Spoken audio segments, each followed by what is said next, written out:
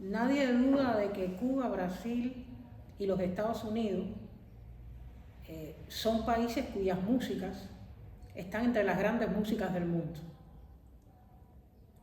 Y nadie pone en duda que las características particulares de esas músicas tienen mucho que ver con la presencia africana en las sociedades de Cuba, Brasil y los Estados Unidos, que fueron las últimas en abolir la esclavitud.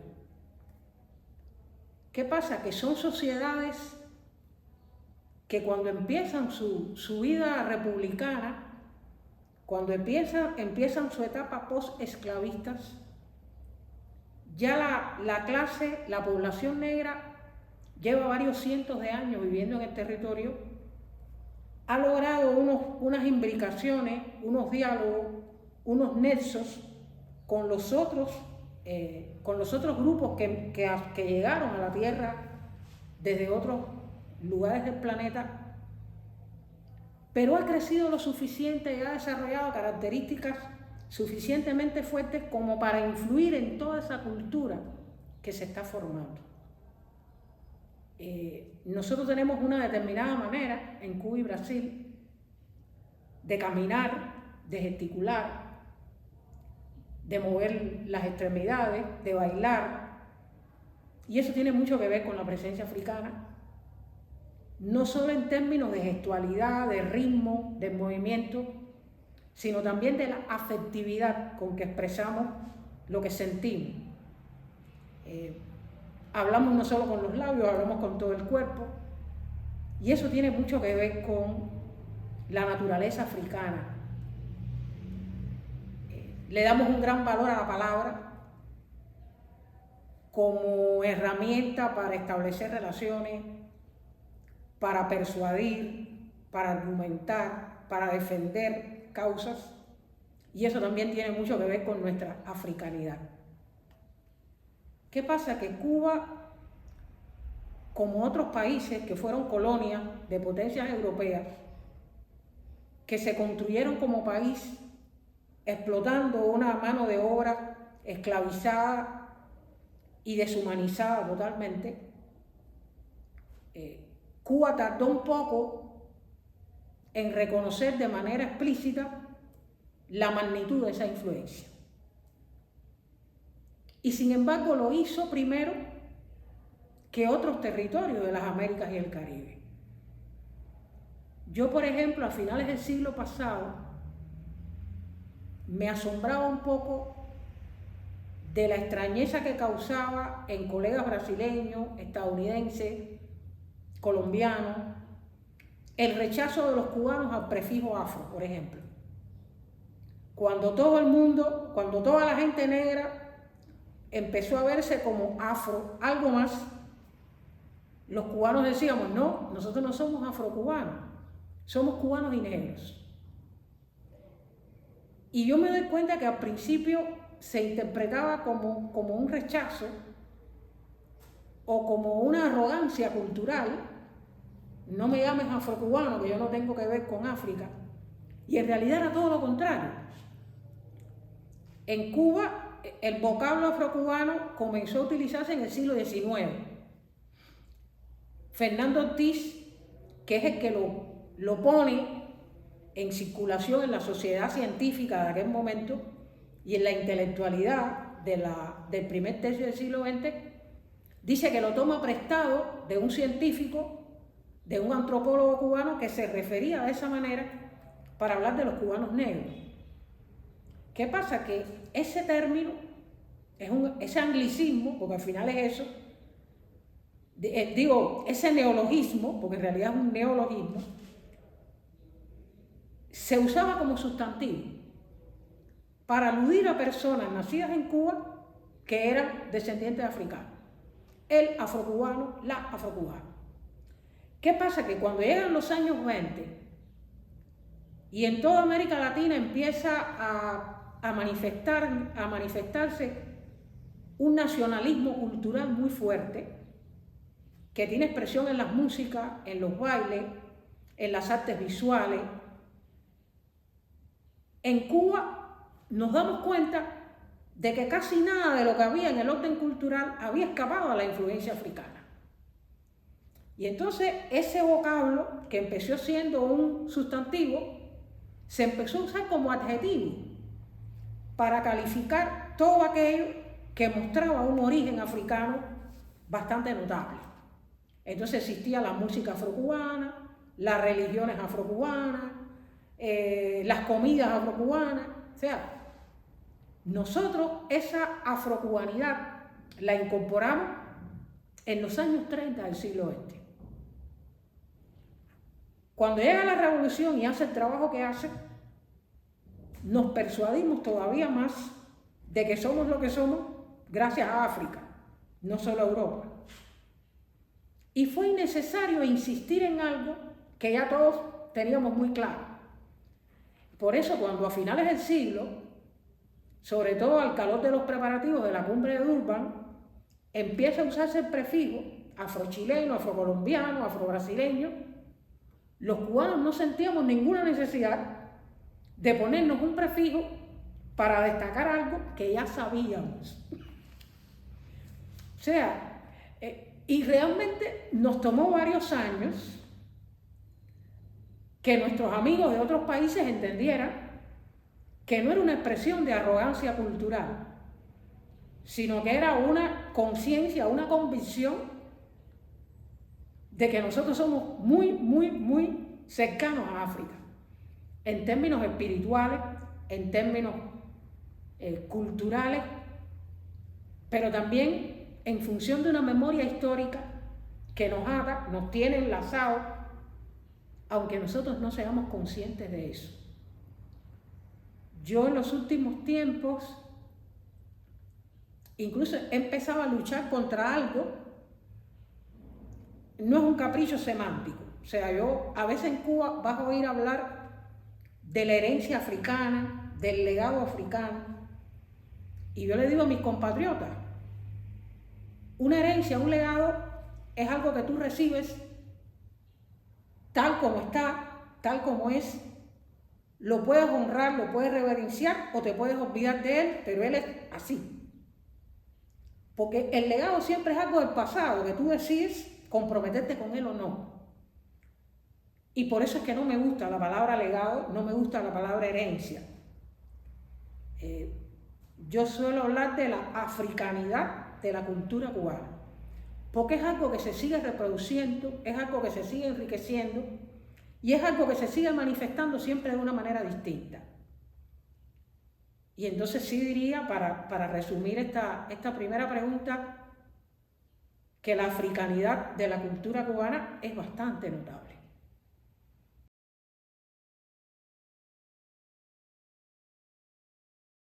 Bueno, mira, ahora que retrospectivamente uno se da cuenta que una revolución es una obra grandiosa en la que hay dos procesos inversos, pero que tienes que irlos llevando a la vez. Tienes que destruir y tienes que construir. Si no, no estás haciendo una revolución.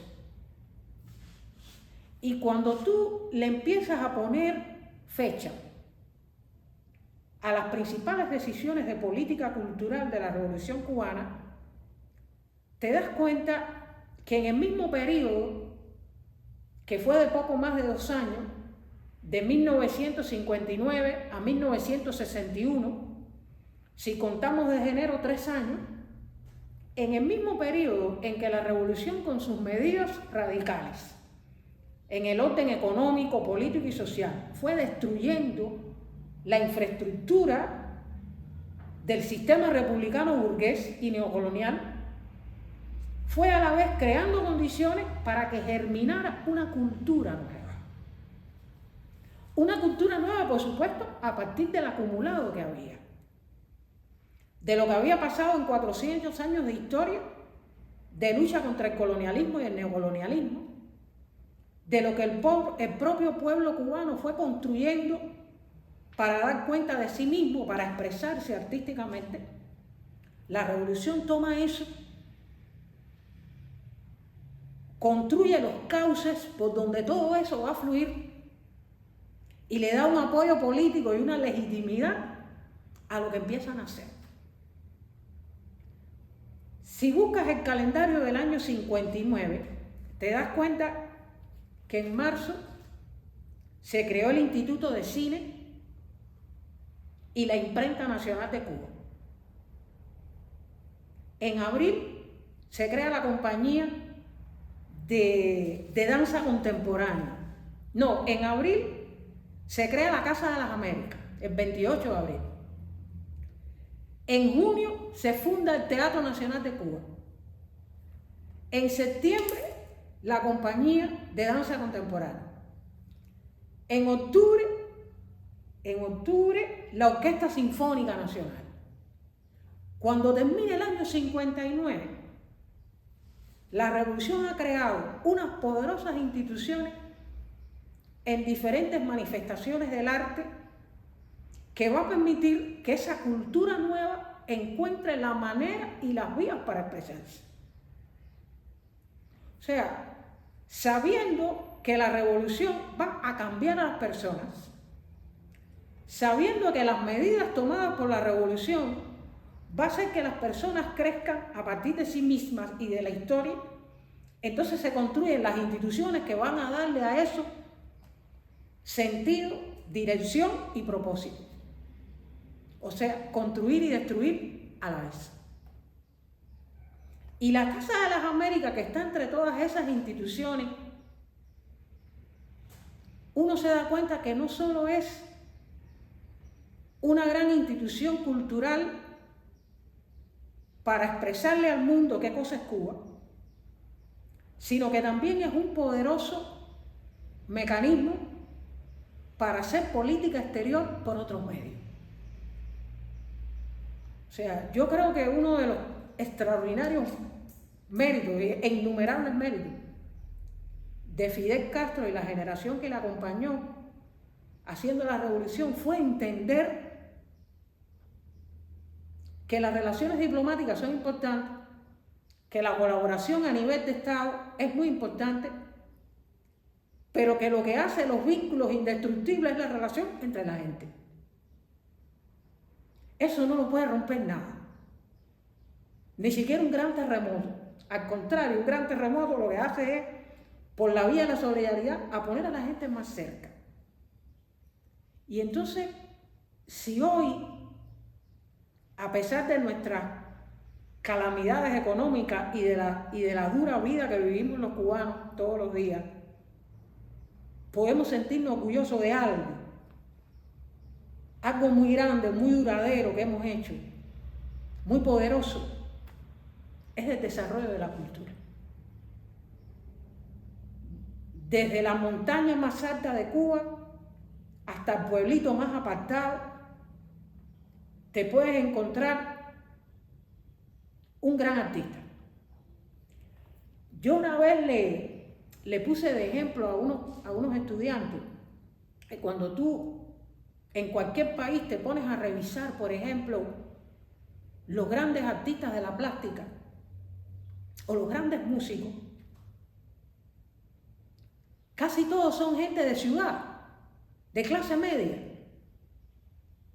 Sin embargo, cuando tú buscas los 20 o los 30 pintores, escultores, artistas visuales más grandes de Cuba, más de la mitad son de origen campesino. Muchos vivían en pequeños pueblos o en ciudades de segundo o tercer orden. Y uno dice, ¿cómo es posible que haya tantos grandes artistas, tantos grandes intelectuales de orígenes tan modestos? Porque la revolución supo llevar sus oportunidades hasta el pueblito más escondido de montaña. Y es hoy algo que nos caracteriza y que es muy difícil que en un país se dé espontáneamente. Tú solo logras eso si consigues llevar la revolución a todas partes. No solo la oportunidad de la revolución, sino el espíritu de la revolución. El espíritu de la revolución es lo que hace que las personas se eleven, incluso por encima de las posibilidades que otros les estiman. Y por eso creo que la obra cultural de este país es de las grandes cosas que la revolución está logrando y logrará.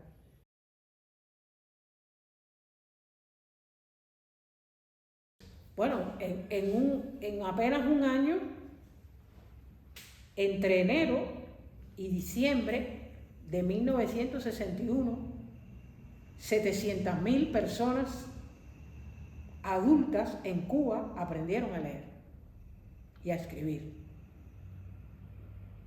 Es una hazaña pedagógica que solo se puede lograr si la hace el país entero y sobre todo su gente más joven. En la generación de mis padres hay chicas y chicos que fueron a alfabetizar con 11 años. Los padres de hoy, que somos tan sobreprotectores, yo realmente no logro imaginarme autorizando a un hijo mío de 11 o 12 años a irse a alfabetizar a 700 kilómetros de la casa, en un lugar inhóspito desde el punto de vista mío, que soy una mujer de ciudad. Porque muchos de esos niños tenían luz eléctrica, transporte público y un grupo de comodidades que cuando llegaron al lugar no estaban. La mayoría nunca se había montado en un caballo, nunca se había bañado en un río, nunca había trabajado cultivando como un campesino. Y realmente la magia de la alfabetización fue esa, le cambió la vida a todos, a los que aprendieron a leer y escribir y a los que enseñaron a aprender a leer y escribir. Porque conocieron otro país, otras condiciones, otras culturas, y entendieron lo que significaba defender esa revolución. O sea, yo he conversado a lo largo de mi vida con muchas personas que alfabetizaron, y todas te dicen que esa tarea revolucionaria cambió sus vidas. No solo en el orden profesional, bueno, muchos se hicieron maestros, sino que fue una experiencia que les hizo ver su propio país de otra manera. Entonces, por eso es que se dice que fue una gran revolución cultural, entendida la cultura como manera de vivir y como manera de reproducir la vida. Y por supuesto, después que una persona aprende a leer y escribir, entiende que puede aprender muchas cosas por sí misma, que puede conocer muchos lugares sin viajar y que puede incluso cambiarse a sí misma en la medida en que esos nuevos conocimientos van siendo parte de su patrimonio personal. Haber desatado toda esa fuerza cultural también hizo que el país se organizara para darle continuidad a la alfabetización. Porque si la persona aprende a leer y escribir y después no hace nada con eso, y después no usa eso para crecer, para aprender, para ser más sabia, para desenvolverse mejor en la vida, pues un poco que es por gusto, ¿no? Y yo creo que también ahí hubo mucha sabiduría de Fidel y de los compañeros que le acompañaron en usar la campaña de alfabetización como la base para construir el gran edificio que es la cultura de la revolución.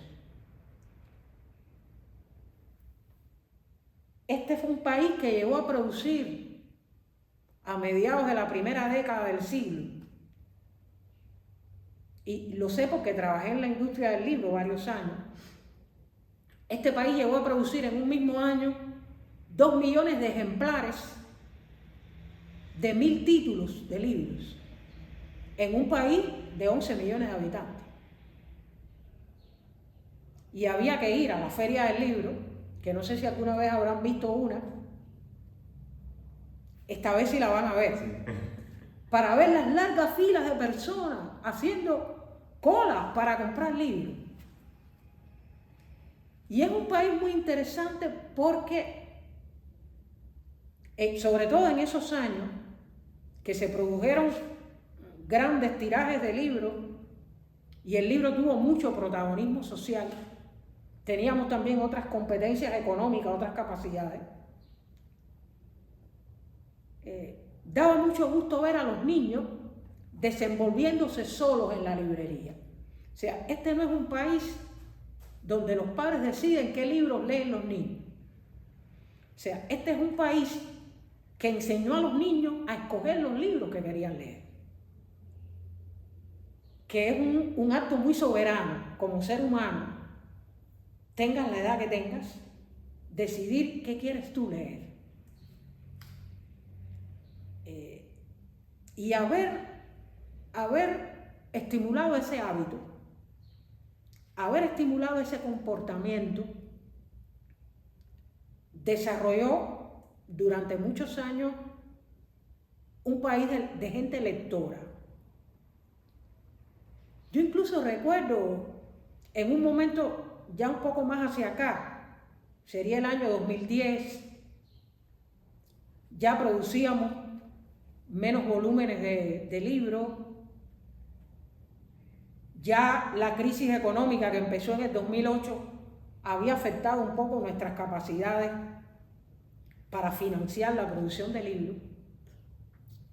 Y yo recuerdo en el lugar donde yo vivo, coincidimos varios vecinos y algunos venían de la feria y alguien me dijo, bueno, esta persona se refirió a una vecina nuestra que no tiene formación intelectual.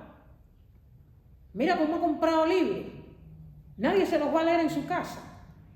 Y yo le dije, bueno, el destino de todo libro es ser leído. Si ella no los lee, alguien se los va a pedir prestado, su hijo lo va a llevar a la escuela y no lo va a traer, algo va a pasar. Pero cuando una persona gasta parte de su dinero en adquirir libros, estando rodeado de gente que de una manera u otra lee, tarde o temprano va a hacer algo con ellos. Y realmente era así, o sea, las personas tenían como pasatiempo prestar, intercambiar libros, recomendar. Ahora estamos aprovechando para compensar nuestros déficits en libros impresos, por supuesto las tecnologías digitales. Para la gente de mi generación no es lo mismo. Yo solo leo digital si sé que no voy a tener ese libro físico. Incluso si tengo la aspiración de que alguien me lo regale, prefiero esperar para leerlo y pasar las páginas, ¿no? Pero yo creo que sí, yo creo que el libro tuvo y tiene un papel muy importante en los desarrollos de una persona. Yo recuerdo haber hecho hace un tiempo una labor de investigación en una comunidad de la periferia de La Habana con muchos problemas sociales, con muchas familias donde la violencia había avanzado más de lo humanamente razonable, pero donde había una escuela primaria para chicos entre primero y sexto grado y una directora fabulosa. Y ella me pidió ayuda a ver cómo yo podía lograr que a través de los niños, de los libros, esos niños encontraran maneras, porque a lo mejor los padres no los ayudaban mucho, de ellos mismos ir transformando su vida, teniendo otros incentivos, utilizar su tiempo libre de otra manera. Y trabajamos mucho con los chicos y con las maestras. Y yo recuerdo un taller con las pedagogas donde hicimos un gran descubrimiento, porque habían en un aula niños con dificultades en el aprendizaje y otros niños que avanzaban muy bien. Y ellas habían hecho una evaluación técnica de las habilidades de los niños, pero no del estilo de vida de los niños. Y yo les dije, pero tenemos que profundizar en el estilo de vida de los niños. Los niños que sus padres le leen cuentos para dormir, los llevan al teatro de títeres, los llevan al museo y se sientan con ellos a ver la televisión. Los niños que tienen esas ventajas aprenden más rápido. ¿Usted cree? Pero son muy pequeños. A los 5 años de vida, 2 personas pueden ya acumular diferencias importantes que van a incidir en la manera en que transcurren en la escuela y en que se dan aprendizaje. Y entonces la importancia de trabajar con el libro, de acercar el libro a los niños desde las primeras edades, tiene que ver con generar unos hábitos, unos comportamientos que les permitan crecer a partir de sí mismos. Eso se ha entendido siempre muy bien en este país, y las políticas editoriales que tenemos, porque que no podamos producir la misma cantidad de libros no quiere decir que hemos cambiado las políticas. Lo que pasa es que hay cosas que ahora no son posibles y antes sí lo eran. Yo creo que esas políticas han ayudado mucho a transformar la vida de familias completas.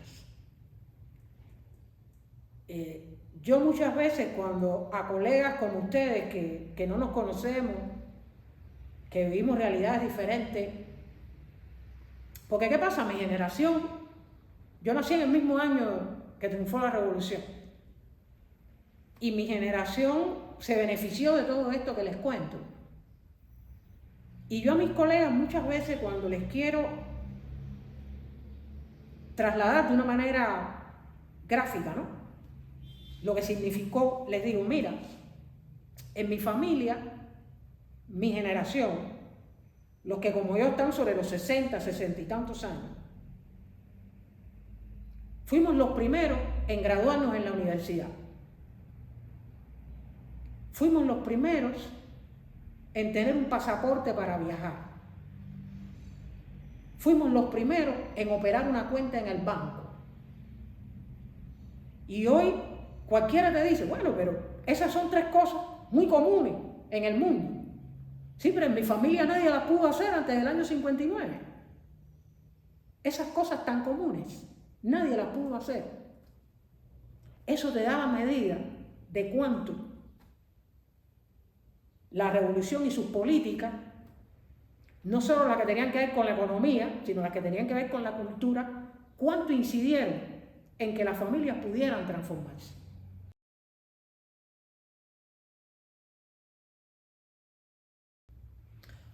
Bueno, si tú supieras que cuando me puse a pensar en esa pregunta,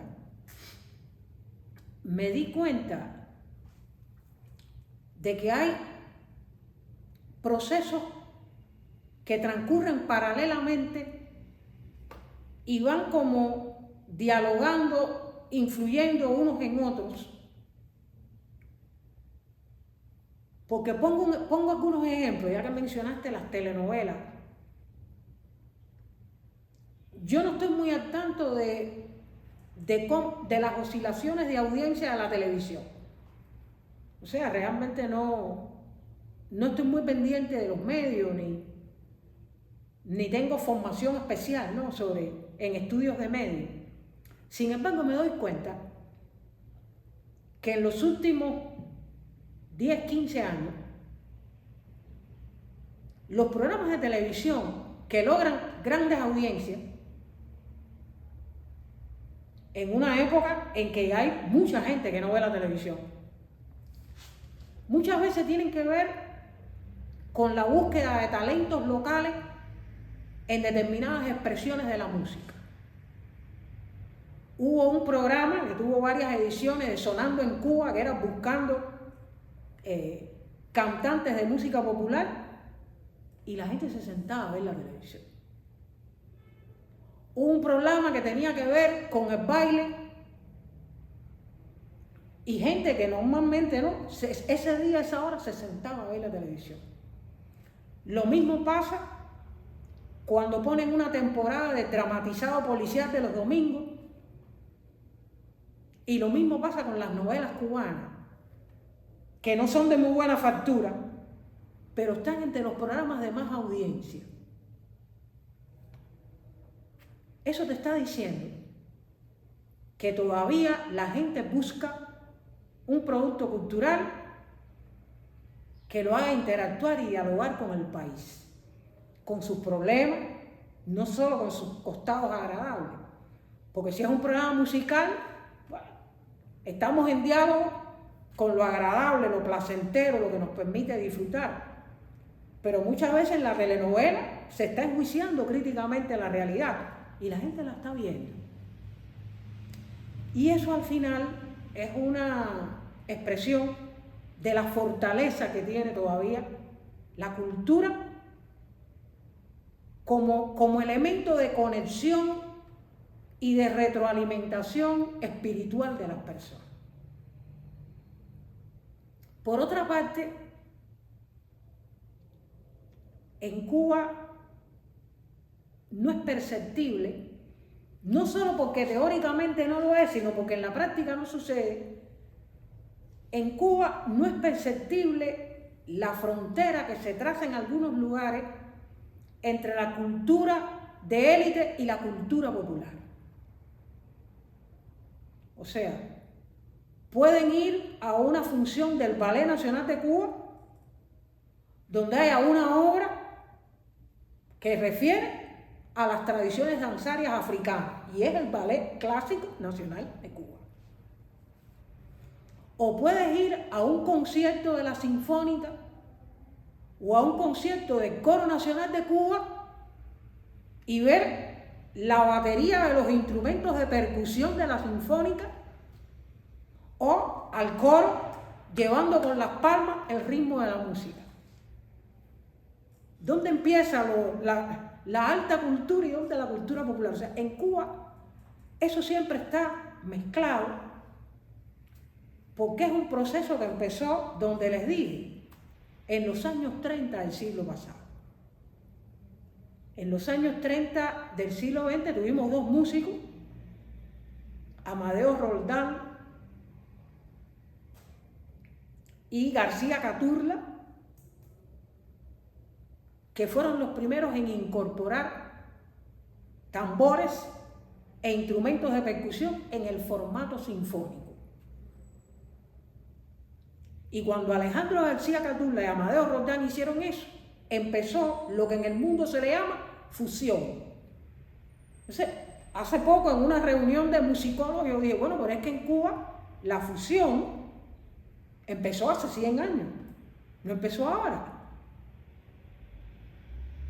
Y después eso fue entrando en toda la música de concierto, el jazz, la trova. O sea, en Cuba no hay ningún género que no tenga esas contaminaciones, no solo de lo africano, sino de ritmos y géneros de muchísimas partes del mundo, porque como isla al fin es una cultura muy abierta, que todo lo asimila, lo va ahí masticando, lo va transformando, y cuando lo devuelve, no deja de ser música cubana, pero ya tiene incorporado eso. Y no solo pasa con Cuba, nuestras músicas en general tienen esa capacidad de incorporar todo tipo de género, todo tipo de células rítmicas. Entonces, cuando te pasa eso, tu mayor preocupación no es qué es lo que llega de fuera, es lo que ha sido siempre. Siempre ha llegado de fuera y nosotros lo hemos incorporado y lo hemos devuelto como música cubana. A veces un género nuevo, un estilo nuevo, la música cubana. Hoy la mayor preocupación que tenemos tiene que ver, por decirlo de alguna manera, con la calidad estética y con el mensaje ético de lo que llega. Porque bueno, la vulgaridad se ha puesto de moda, la falta de respeto, la agresividad, y entonces eso, que en un determinado contexto y con una determinada envoltura puede ser contestatario, hay momentos en que sencillamente empieza a llegar a la zona del no arte. Entonces, hoy nuestras principales preocupaciones tienen que ver con eso. Y eso no lo puede resolver con prohibiciones. Tiene que haber dos cosas: entrenamiento y crítica. Hay que dejar que la gente lo vea todo y preocuparnos porque la gente tenga capacidad de percepción de lo que oye, de lo que ve, de lo que consume. Porque no hay manera de prohibir y no hay manera de censurar. En estos tiempos los censores sufren mucho porque tapan un agujero y las cosas entran por otro lugar. No hay manera de hacer eso. El ejercicio hay que hacerlo con las personas, desarrollar en las personas capacidad de apreciación, desarrollar en las personas niveles de exigencia estética y ética de lo que consumen. Si hay diversidad, hay un trabajo de preparación, de crecimiento espiritual de las personas y hay una buena crítica, la mayoría de la gente va a saber qué es bueno y qué no lo es. ¿Qué pasa? Que en una sociedad como la nuestra, a veces no hay suficientes incentivos para la crítica exigente. Porque bueno, los críticos son profesores universitarios, o son investigadores, o son promotores culturales, y tienen que vivir. Entonces yo creo que hoy, que tampoco estoy muy cerca de ese mundo, los mayores problemas los tenemos en eso, en cuán altos son o cuán avanzados son los niveles de percepción que hemos logrado que la gente desarrolle y cuán oportuna y eficaz es la crítica artística y literaria. Son dos dimensiones de nuestra realidad en las que tenemos que trabajar. Porque yo creo que no hay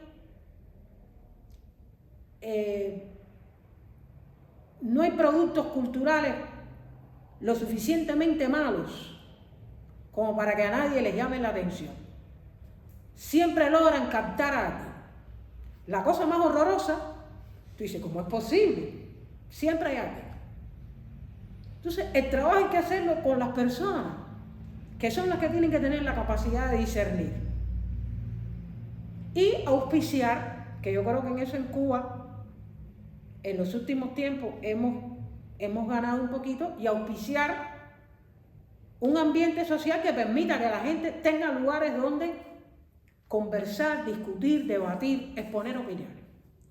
Ese es otro campo en el que hay que seguir trabajando. La gente humilde, yo el otro día se lo explicaba a unos profesores estadounidenses que estuvieron aquí, yo les decía, bueno, las familias humildes tienen un plan, siempre tienen el mismo plan. Que cada generación comience un poquitico más adelante que la anterior. Los pobres no pueden llegar a la meta de una vez y por todas. Tiene que ser por etapas. ¿Qué pasa? Que una revolución es un gran acelerón a eso. De pronto hay millones de gente que avanzan. Y eso ya lo cambia todo. Porque lo natural es los pasitos que cada uno a nivel familiar va dando. La revolución coge 1 millón de gente y lo empuja. Entonces eso es un cambio muy radical.